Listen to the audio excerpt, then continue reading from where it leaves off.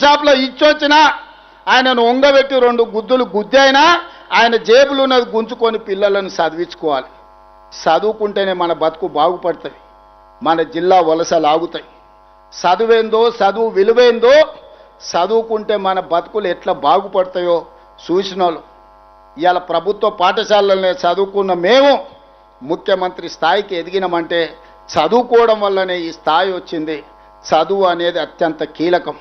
అందుకే ఈ జిల్లా వలసలను ఆపాలన్నా, మన పిల్లలు చదువుకోవాలన్నా, మన రైతులు బాగుపడాలన్నా, మన ఆడబిడ్డలు తలెత్తుకొని గౌరవంగా బతకాలన్నా పాలమూరు జిల్లా సస్యశ్యామలం కావాలి.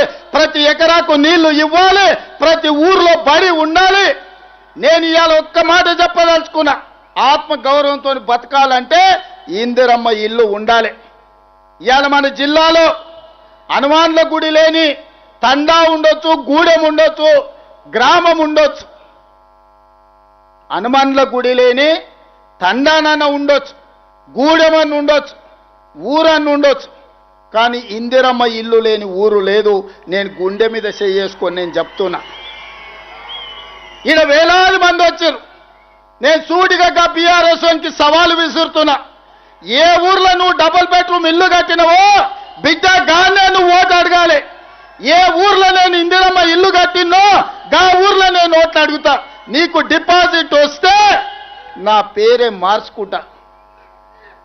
మీద బతుక డబుల్ బెడ్రూమ్ ఇల్లు ఇస్తామని, దళితులకు 3 ఎకరాల భూమి ఇస్తామని, కేజీ టు పీజీ ఉచిత విద్య ఇస్తాని, ఉద్దండాపూర్లో మునిగినోళ్లకు ప్రభుత్వ ఉద్యోగం ఇస్తాని నోరు తెరిస్తే అబద్ధాలు చెప్పి ఇవాళ మేము పనిచేస్తుంటే కాళ్ళలో కట్టబెట్టి అడ్డం పడి మా పాలమూరు అభివృద్ధిని అడ్డుకుంటావా? మా పాలమూరు బిడ్డలు మంచోళ్ళే. మట్టి పని, తట్ట పని, పార పని, పలుగు పని, అన్ని పనులు చేస్తాం. అడ్డం వస్తే నీ పని కూడా చేస్తాం. మేం తవ్విన గోతుల్నే మట్టి తీసుడే కాదు బిడ్డ, పండబెట్టి మట్టి కప్పేది కూడా మా బిడ్డలకు తెలుసు. నువ్వు అనుకుంటున్నావేమో ఈ జిల్లా ప్రజల అమాయకులు 2009లో మోసం చేసినట్టే మళ్ళోసారి మోసం చేద్దాం అనుకున్నావని. నిన్ను మొలక కూడెత్తనీయం బిడ్డ. ఈ జిల్లాల ఈ వేలాది మంది సాక్షిగా పాలమూరు బిడ్డగా చంద్రశేఖరరావు రాసి పెట్టుకొని డైరీలో పాలమూరు జిల్లాల నీ జెండాను ఎగరనీయం, గద్దెలు దిగాలే, దిమ్మెలు గూలాలే. ఈ పాలమూరు గడ్డ మీద నీ గుర్తు అనేది ఇక మర్చిపో. నీ గుర్తు, నీ ఎమ్మెల్యే అనేది గతమే. భవిష్యత్తులో ఒక్కరిని కూడా గెలవనియను. ఇవాళ ఈ బిడ్డలకు అన్ని కష్టాలు తీరవడానికి ఈ వేదిక మీద ఉన్న మేమందరం ఉన్నాం. నేను అడుగుతున్నా మా అక్కల్ని, అక్క ఇలా రేషన్ కార్డు అంటే ఒక్క నా కొడుకన్నా వలికిండా? ఇల్లు అడిగితే ఎవడన్నా కనిపించిండా? సన్న బియ్యం ఎప్పుడన్నా ఇచ్చిర్రా? ఉచిత కరెంట్ ఎప్పుడన్నా ఇచ్చిర్రా? ఇంటికి బస్సులలో ఆడబిడ్డలు పోతే ఎప్పుడన్నా వాడు ఉచితంగా ఓ పండుగ పూట నాడు అమ్మగారింటికో లేకపోతే అమ్మవారి దర్శనానికన్నా అన్నారా?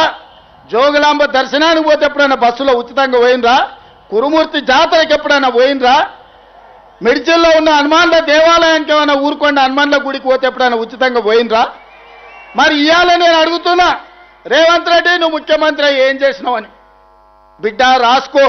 15 లక్షల రేషన్ కార్డులు ఇచ్చిన పేదోళ్లకు, 4.5 లక్షల ఇందిరమ్మ ఇల్లు ఇచ్చిన, 50 లక్షల కుటుంబాలకు 200 యూనిట్లు ఉచితంగా విద్యుత్ ఇచ్చిన, 45 లక్షల కుటుంబాలకు 500 రూపాయలకు సిలిండర్ ఇచ్చిన, 10,000 కోట్ల రూపాయలు మా ఆడబిడ్డలు బస్సులలో మహాలక్ష్మి పథకం కింద ఉచిత ప్రయాణం చేస్తే 10,000 కోట్ల రూపాయలు మా అక్కలకు, మా చెల్లెళ్ల కోసం ఆర్టీసీకి నేను కట్టిన, 1000 మెగావాట్ల సోలార్ విద్యుత్తు మా ఆడబిడ్డలకు ఇచ్చిన, మా సంఘాలకు పెట్రోల్ బంకులు ఇచ్చిన, మా సంఘాలకు 1000 బస్సులు కొనుక్కునే శక్తిని ఇచ్చిన.